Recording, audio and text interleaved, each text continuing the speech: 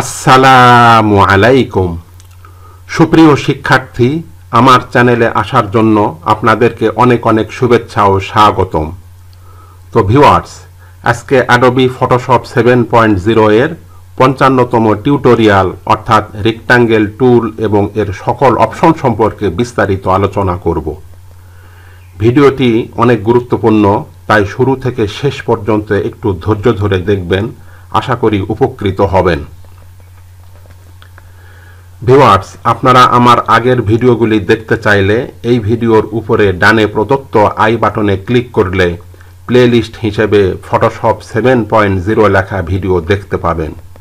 সেই ভিডিওতে ক্লিক করলে আমার সকল ভিডিও সিরিয়ালি পেয়ে যাবেন। চলুন মূল কাজ শুরু করা যাক। ফটোশপ উইন্ডোর বামে প্রদত্ত এই 9 নাম্বার সারিতে থাকা এই টুলে মাউস নিলে লেখা আসে দেখুন রেক্টাঙ্গেল টুল। টুল বক্সের যে কোনো টুলে থাকা অবস্থায় কিবোর্ড থেকে ইউ চাপলে এই টুলটি সিলেক্ট হয়। এই টুলে মাউসের ডান বাটনে ক্লিক করলে এই টুল গ্রুপের অন্তর্গত যে টুলগুলি রয়েছে সেগুলো শো হয়, যেমন rectangle tool, rounded rectangle tool, ellipse tool, polygon tool, line tool এবং কাস্টম শেপ টুল। আমাদের আজকের আলোচনা রেক্টাঙ্গেল টুল সম্পর্কে। এই টুল সিলেক্ট করলে উপরে অপশন বারে এই টুলের সকল অপশন এখানে শো হয়। আমি এই সকল বিষয়ে এখন আলোচনা করব। দেখুন 1 নং অপশনে এই টুলের ছবি দেখা যায় এবং এই টুল প্রিসেট পিকারের ড্রপ ডাউনে ক্লিক করলে এবং ত্রিভুজ আকৃতির এখানে ক্লিক করলে এখানে আরও অনেকগুলো অপশন এখানে শো হয়। এর মধ্যে সবচেয়ে গুরুত্বপূর্ণ হলো রিসেট অল টুলস। এই টুলে পূর্বে কাজ করে থাকলে এবং অপশনগুলো এলোমেলো হয়ে গেলে সেই ক্ষেত্রে ডিফল্ট করার জন্য এই রিসেট অল টুলসে ক্লিক করে এখানে লেখা আসবে reset all tools to the default settings. আপনারা কি ডিফল্ট সেটিংস করতে চান? তাহলে এখানে ওকে করে দিলে এটি ডিফল্ট মোড হয়ে যাবে। তো আমি প্রথমে ডিফল্ট করে নিলাম। এখন এই টুলের ব্যবহার দেখার জন্য আমি একটি সাদা পেজ নিচ্ছি। এজন্য ফাইল ক্লিক, নিউ ক্লিক। এখানে প্রিসেট সাইজ এখান থেকে আমি 1920x1080 এটি সিলেকশন করে যেভাবে আছে এভাবে রেখে আমি ওকে করে দিলাম। তাহলে একটি সাদা পেজ আসলো। এখন এই টুল সিলেক্ট অবস্থায় আমরা 2 নম্বর অপশন এখানে শেপ লেয়ার সিলেক্ট করে এবং এখানে দেখুন শর্টকাট কি হিসেবে এখানেও রেক্টাঙ্গেল টুলের ছবি দেখা যাচ্ছে এবং দেখুন এখানে আমাদের যে টুলগুলি রয়েছে এখানেও শর্টকাট হিসেবে এই টুলগুলি এখানে ফটোশপ দিয়ে দিয়েছে কাজের সুবিধার্থে। তো এখন আমরা এরপরে আর্টবোর্ডে ক্লিক করে মাউসের বোতাম চাপা না ছেড়ে এভাবে আমাদের যতটুকু যেভাবে দরকার নিয়ে আমরা মাউসের বোতাম চাপা ছেড়ে দিলে অটোমেটিক এখানে রেক্টাঙ্গেল শেপ ক্রিয়েট হয়ে যাবে এবং ডান পাশে দেখেন লেয়ার প্লেটেও আমাদের অটোমেটিক একটি লেয়ার ক্রিয়েট হয়েছে, বা আমরা আগে থেকে লেয়ার ক্রিয়েট করেও আমরা শেপ আঁকতে পারি। এজন্য আমি এখানে ডান বাটনে ক্লিক করে ডিলিট লেয়ার করে আমি এটিকে ক্লোজ করে দিলাম। এখান থেকে আমি একটি নতুন লেয়ার নিলাম। নেওয়ার পর এখন যদি আমরা এখান থেকে এভাবে ড্রাগ করি, ড্রাগ করে মাউসের বোতাম চাপা ছেড়ে দিলে দেখুন এই লেয়ারে এটি শেপটি ক্রিয়েট হয়েছে। এভাবে ইচ্ছে মতো রেক্টাঙ্গেল বা স্কোয়ার শেপ আমরা তৈরি করতে পারি। আবার আমরা সঠিক মাপের বা যে কোনো মাপ দিয়ে আমরা শেপ তৈরি করতে পারি। তো সেই কাজটি করার জন্য আমি এই শেপগুলোকে কন্ট্রোল অল্টার জেড দিয়ে আমি ব্যাকে আসলাম। আসার পরে উপরে অপশন বারে এখানে যদি মাউস নিই লেখা আসে দেখুন জিওমেট্রি অপশানস। এখানে যদি আমরা ক্লিক করি করলে আমাদের এই রেক্টাঙ্গেল টুলের অপশনস এখানে দেখাচ্ছে। প্রথমটি রয়েছে আনকনস্ট্রেন্ট। আনকনস্ট্রেন্ট মানে হলো অনিয়ন্ত্রিত। এটি অনিয়ন্ত্রিত অবস্থায় রয়েছে, অর্থাৎ আমরা ইচ্ছা মতন এখানে এইভাবে ড্রাগ করে আমরা শেপ তৈরি করতে পারি। তো আমি কন্ট্রোল অল্টার জেড দিয়ে ব্যাকে আসলাম। এরপরে দেখুন এর দ্বিতীয় অপশন হলো স্কয়ার। আমরা স্কয়ার বক্সে টিক দিয়ে আমরা যদি এখানে ক্লিক করি, ক্লিক করে এইভাবে ড্রাগ করলে আমরা যেভাবে ড্রাগ করি না কেন স্কয়ার শেপ এখানে তৈরি হবে। তো আমি কন্ট্রোল অল্টার জেড দিয়ে ব্যাকে আসলাম। এরপরের অপশনটি দেখুন আছে ফিক্সড সাইজ। আমরা এই ফিক্সড সাইজ সিলেকশন করে সাপোজ আমরা এখানে লিখে দিলাম এটি 6 ইঞ্চি এবং এটি দিলাম 4 ইঞ্চি। তাহলে আমাদের এখানে একটি আয়তক্ষেত্র তৈরি হবে 6/4 ইঞ্চি সাইজের। এখানে দেখুন ক্লিক করলে এই সাইজের একটি আয়তক্ষেত্র তৈরি হচ্ছে। তো আমি কন্ট্রোল অল্টার জেড দিয়ে ব্যাকে আসলাম। আবার আমরা এখানে ক্লিক করে আমরা বর্গক্ষেত্র তৈরি করতে পারি। সাপোজ এখানে ওয়াইড দিলাম 6 ইঞ্চি এবং হাইট দিলাম 6 ইঞ্চি। এখন এখানে ক্লিক করলে দেখুন এটি স্কয়ার শেপ তৈরি হচ্ছে। এরপর আমি কন্ট্রোল অল্টার জেড দিয়ে ব্যাকে আসলাম। এরপরের অপশনটি হলো প্রপোর্শনাল। তো আমি এটিকে স্বাভাবিক করে নিলাম। এখানেও আমরা মুছে দিয়ে স্বাভাবিক করলাম। প্রপোর্শনাল সিলেকশন করলে এখানে বাই ডিফল্ট ওয়াইড এবং হাইট দেওয়া থাকে 1:1। আমরা এখানে চেঞ্জ করে দিতে পারি। সাপোজ এখানে আমি দিলাম 3, এখানে দিলাম হলো 2, ওয়াইড 3 এবং হাইট 2, মানে 3:2 দিলাম। দিয়ে এখন যদি আমরা এখানে এভাবে করে ড্রাগ করি এখন এই অনুপাতে কিন্তু এখানে তৈরি হবে। তো আমি কন্ট্রোল অল্টার জেড দিয়ে ব্যাকে আসলাম। এরপরের অপশনটি দেখুন এখানে রয়েছে ফ্রম সেন্টার, মানে সেন্টার থেকে ড্র হবে। সাপোজ আমি এখানে আনকনস্ট্রেন্ট দিলাম এবং এটি দিলাম ফ্রম সেন্টার। এখন আমরা এখান থেকে যদি এইভাবে ক্লিক করে দেখেন সেন্টার থেকে বাইরে ড্রাগ করে এভাবে করে আমরা শেপ তৈরি করতে পারি। আমি কন্ট্রোল জেড দিয়ে ব্যাকে আসলাম। আবার এখানে দেখুন আমরা ফ্রম সেন্টার দিয়ে আমরা যদি স্কয়ার দিই তাহলে স্কয়ার সাইজের তৈরি হবে। কন্ট্রোল অল্টার জেড দিয়ে ব্যাকে আসলাম। আবার আমরা এখান থেকে সাপোজ ফিক্সড সাইজ যদি দিলাম, এখানে দিলাম 6 ইঞ্চি, এখানে দিলাম হলো 4 ইঞ্চি দিয়ে এখন আমরা ড্রাগ করলে এইভাবে করে আমাদের তৈরি হবে। আমি কন্ট্রোল অল্টার জেড দিয়ে ব্যাকে আসলাম। এভাবে আমরা এই জিওমেট্রি অপশন ব্যবহার করে যে কোনো সাইজ আমরা নির্ধারণ করে আমরা শেপ তৈরি করতে পারি। এখন আমরা এর পরের অপশনটি দেখব।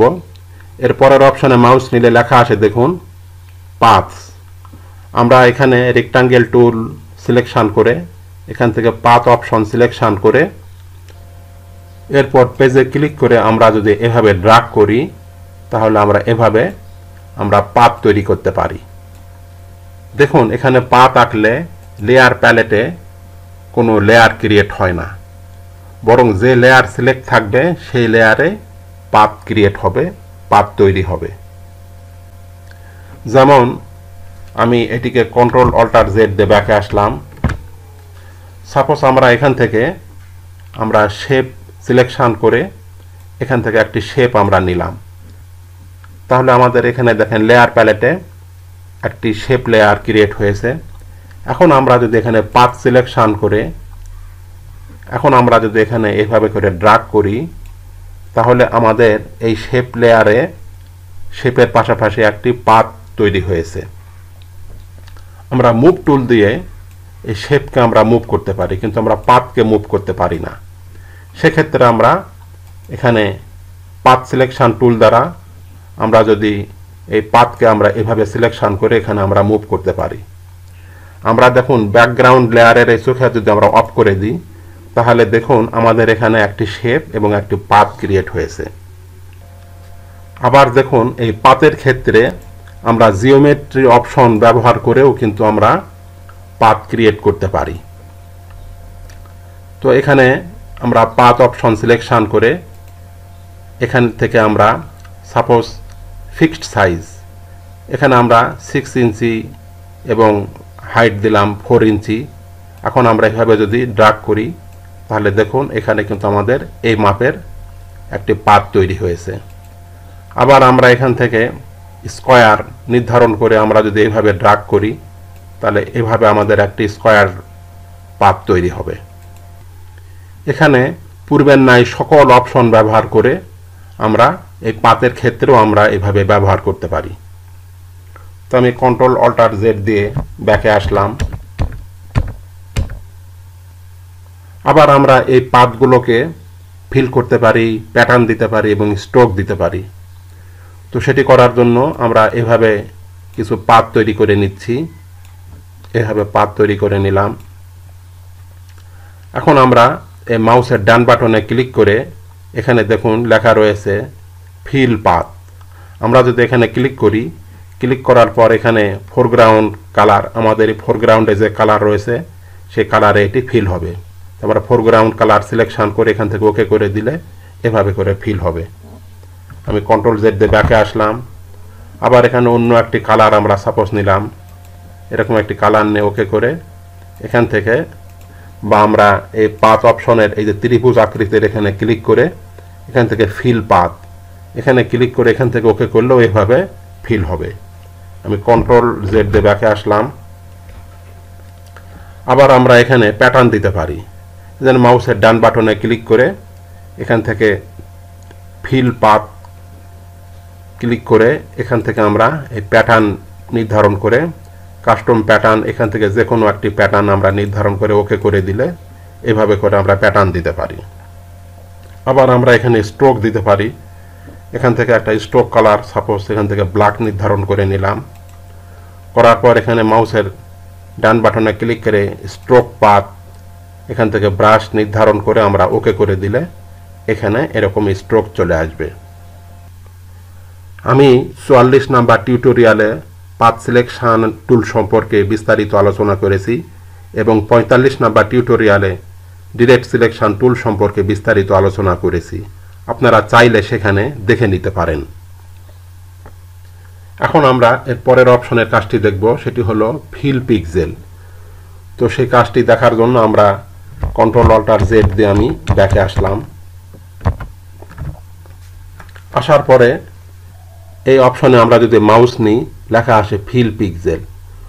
আমরা রেক্টাঙ্গেল টুল সিলেকশন করার পর এই ফিল পিক্সেল এটি আমরা যদি নির্ধারণ করি, নির্ধারণ করে আমরা লেয়ার এখানে সিলেকশন করে এখন আমরা যদি এখান থেকে এইভাবে ড্রাগ করি তাহলে দেখুন আমাদের এখানে একটি শেপ তৈরি হয়েছে। দেখুন এখানে অটোমেটিক লেয়ার ক্রিয়েট হয় না, ব্যাকগ্রাউন্ড লেয়ারে এটি ক্রিয়েট হয়েছে। তবে আমরা লেয়ার নিয়েও এখানে আমরা ক্রিয়েট করতে পারি।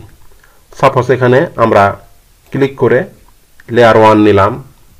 এরপর আমরা এই ফিল পিক্সেল অপশন এটি নির্ধারণ করে এখান থেকে আমরা যদি এভাবে ড্রাগ করি এভাবেও করে কিন্তু আমরা শেপ তৈরি করতে পারি। তো আমি কন্ট্রোল অল্টার জেড দিয়ে ব্যাকে আসলাম। এখন আমরা এর পরের অপশনের কাজটি দেখব। দেখুন এখানে মাউস নিলে লেখা আসে পেন টুল, এর পরের অপশনে মাউস নিলে লেখা আসে free from pen tool. Photoshop এখানে এই দুটি টুলকে দিয়েছে কাজের সুবিধার্থে শর্টকাট হিসেবে। আমি 50 নাম্বার টিউটোরিয়ালে পেন টুল সম্পর্কে এবং 51 নম্বর টিউটোরিয়ালে ফ্রি ফ্রম পেন টুল সম্পর্কে বিস্তারিত আলোচনা করেছি, আপনারা সেখানে দেখে নিতে পারেন। অপশন বারে এখানে আরও যে টুলগুলির ছবি রয়েছে সেগুলো এখানেও আমরা ডান বাটনে ক্লিক করলে এখানেও আমরা দেখতে পাচ্ছি। তো এখানে শর্টকাট হিসেবে দিয়েছে কাজের সুবিধার্থে। তো আমি এই টুলগুলি পরবর্তীতে পর্যায়ক্রমে আলাদা আলাদা টিউটোরিয়ালে এগুলির আমি আলোচনা করব। এখন আমরা এর পরের অপশনের কাজটি দেখব। এর পরের অপশনটি হলো দেখুন এখানে যদি আমরা মাউস নিই লেখা আসে ক্রিয়েট নিউ শেপ লেয়ার। এটি সিলেক্ট থাকলে যতবারই শেপ আঁকা হবে ততবারই আলাদা আলাদা নতুন লেয়ারে শেপ ক্রিয়েট হবে। যেমন আমরা এই রেক্টাঙ্গেল টুল সিলেক্ট করে এখান থেকে শেপ লেয়ার সিলেক্ট করে আমরা যদি এখান থেকে এভাবে করে ড্র্যাগ করি তাহলে দেখুন এখানে একটি শেপ ক্রিয়েট হয়েছে। আমরা আবারও যদি এভাবে ড্র্যাগ করি তাহলে দেখুন আলাদা আলাদাভাবে শেপ ক্রিয়েট হচ্ছে। এভাবে যতবারই আমরা আঁকবো ততবারই আলাদা আলাদা লেয়ারে শেপ ক্রিয়েট হবে। আমি কন্ট্রোল অল্টার জেড দিয়ে ব্যাকে আসলাম। এরপরের অপশনে মাউস নিলে লেখা আসে দেখুন অ্যাড টু শেপ এরিয়া। এটি সিলেক্ট করে একই লেয়ারে শেপকে অ্যাড করা যাবে। তো সেটি করার জন্য আমরা এই অপশনটি সিলেকশন করে সাপোজ আমরা এখান থেকে যদি এভাবে ড্র্যাগ করি তাহলে দেখুন আমাদের এখানে পূর্বের শেপের সাথে এই শেপটি কিন্তু অ্যাড হয়ে গেছে এবং এখানে দেখুন একটি মাত্র শেপ লেয়ারকে দেখাচ্ছে।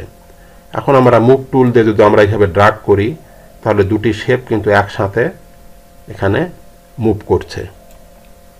এখন আমরা এর পরের অপশনটি দেখব। সেজন্য এই রেক্টাঙ্গেল টুল সিলেকশন করে আমরা এটিকে অফ করে দিলাম। এরপর এখান থেকে এভাবে একটি শেপ নিলাম। নেয়ার পর আমরা এখানে যদি মাউস নিই লেখা আসে দেখুন সাবট্রাক্ট ফ্রম শেপ এরিয়া। অর্থাৎ এই শেপের কিছু অংশকে আমরা এখান থেকে আমরা সাবট্রাক্ট করতে পারি, বাদ দিতে পারি, বা পুরো অংশকেও আমরা বাদ দিতে পারি। তো সেটি করার জন্য আমরা এই অপশনটি সিলেকশন করে আমরা এখান থেকে যদি আমরা এইভাবে ড্র্যাগ করি দেখুন আমাদের এতটুকু কিন্তু মাইনাস হয়ে গেছে, আউট হয়ে গেছে। আমি কন্ট্রোল জেড দিয়ে ব্যাকে আসলাম। আবার আমরা যদি এভাবে পুরোটার উপর এভাবে করে ড্র্যাগ করি তাহলে দেখুন এখান থেকে পুরোটা কিন্তু আউট হয়ে গেছে, সাবট্রাক্ট হয়ে গেছে। আমি কন্ট্রোল জেড দিয়ে ব্যাকে আসলাম। তো দেখুন যখন আমরা এখানে মাউস নিচ্ছি দেখেন মাউসের সাথে একটা মাইনাস চিহ্ন এসেছে, অর্থাৎ এখান থেকে সাবট্রাক্ট হবে। তো এখন এখান থেকে আমরা যদি এইভাবে ড্র্যাগ করি তাহলে দেখুন আমাদের এতটুকু এখান থেকে আউট হয়ে গেছে। তো এটি হলো সাবট্রাক্টের কাজ। তো এটিকেও আমি অফ করে দিলাম। এরপর আমরা পরের অপশনের কাজটি দেখব। এর পরের অপশনের কাজটি দেখার জন্য আমরা রেক্টাঙ্গেল টুল সিলেকশন করে এখান থেকে এভাবে একটি শেপ নিলাম। এরপর এখানে যদি আমরা মাউস নিই লেখা আসে দেখুন ইন্টারসেক্ট শেপ এরিয়া, মানে দুটি শেপের যে কমন অংশ ছেদক অংশ থাকবে আর বাকিটা আউট হয়ে যাবে। তো এখানে আমরা অপশনটি সিলেকশন করে এখান থেকে আমরা এভাবে করে যদি এর উপর আরেকটা শেপ আঁকি তাহলে আমাদের দুটি শেপের এই কমন অংশটুকু থাকবে এবং বাকিটা আউট হয়ে যাবে। এরপরের অপশনে কাজটি দেখব। সেজন্য আবার আমরা এখান থেকে একটি শেপ আঁকলাম। তারপর এখানে যদি মাউস নিয়ে লেখা আসে এক্সক্লুড ওভারল্যাপিং শেপ এরিয়া, অর্থাৎ শেপের ছেদক অংশ আউট হয়ে যাবে কিন্তু বাকি অংশ থাকবে। সেটি করার জন্য এখানে আমরা এরপর এখানে সিলেকশন করে এখান থেকে আমরা যদি এইভাবে আরেকটা শেপ আঁকি তাহলে দেখুন আমাদের দুটি শেপের কমন অংশটুকু আউট হয়ে গেছে এবং বাকি অংশ এখানে থেকে গেছে। এটি হলো এক্সক্লুড ওভারল্যাপিং। এখন আমরা এর পরের অপশনের কাজটি দেখব, সেটি হলো স্টাইল। তো সেটি দেখার জন্য আমি এটিকে ক্লোজ করে দিচ্ছি। ক্লোজ করার পর আবার এখান থেকে একটি আমি পেজ নিলাম। তো এখানে দেখুন স্টাইলের এই ড্রপডাউনে যদি আমরা ক্লিক করি প্রথমটি হলো নান। বাই ডিফল্ট এখানে নান সিলেক্ট করা থাকে। তো আমরা এখানে শেপের বিভিন্ন স্টাইল রয়েছে। সাপোজ এখান থেকে যে কোনো একটি স্টাইল সিলেকশন করে আমরা এখন যদি এখানে এইভাবে ড্র্যাগ করি তাহলে দেখুন অনুরূপ স্টাইলে এখানে হবে। তো এখানে এই ড্রপডাউনে ক্লিক করে এখানে যে স্টাইল আছে এছাড়াও আমরা আরও অনেক স্টাইল নিতে পারি। তো সেজন্য ত্রিভুজ আকৃতির এখানে ক্লিক করে এখানে দেখুন নিচের দিকে যে সেটিংসগুলো রয়েছে এখানে চেঞ্জ করে আমরা এই সেটিংস চেঞ্জ করে আমরা আরও অনেক স্টাইল এখান থেকে আমরা অ্যাড করতে পারি।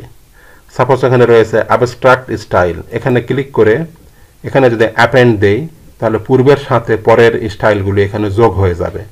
আর ওকে করলে পূর্বের শেপগুলি পূর্বের স্টাইলগুলো আউট হয়ে নতুন স্টাইলটি শুধুমাত্র এখানে অ্যাড হবে।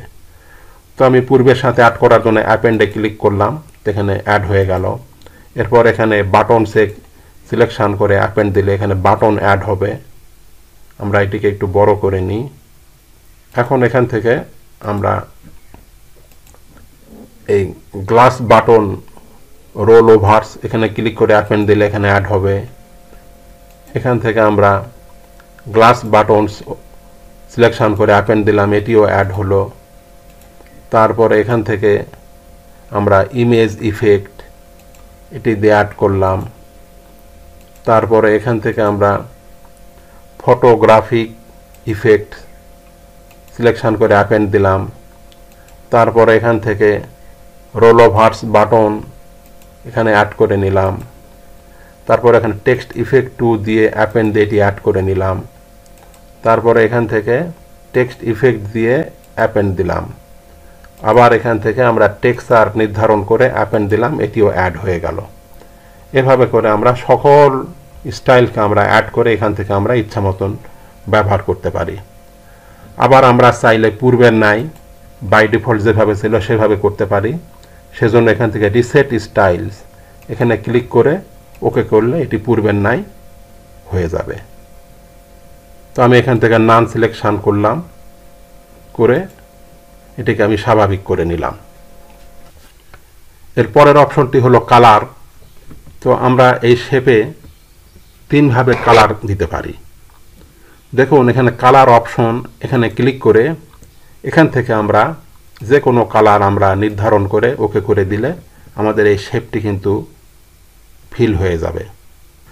আবার আমরা এই শেপের এই থাম্বনেইলে ডাবল ক্লিক করে এখান থেকেও কিন্তু আমরা নির্ধারণ করে দিলে এভাবে করে আমাদের শেপটি ফিল হবে। আবার আমরা শেপের উপর মাউসের ডান বাটনে ক্লিক করে এখান থেকে আমরা ব্লেন্ডিং অপশান সিলেকশন করে এখান থেকে আরও অনেক স্টাইল আমরা পেয়ে যাব।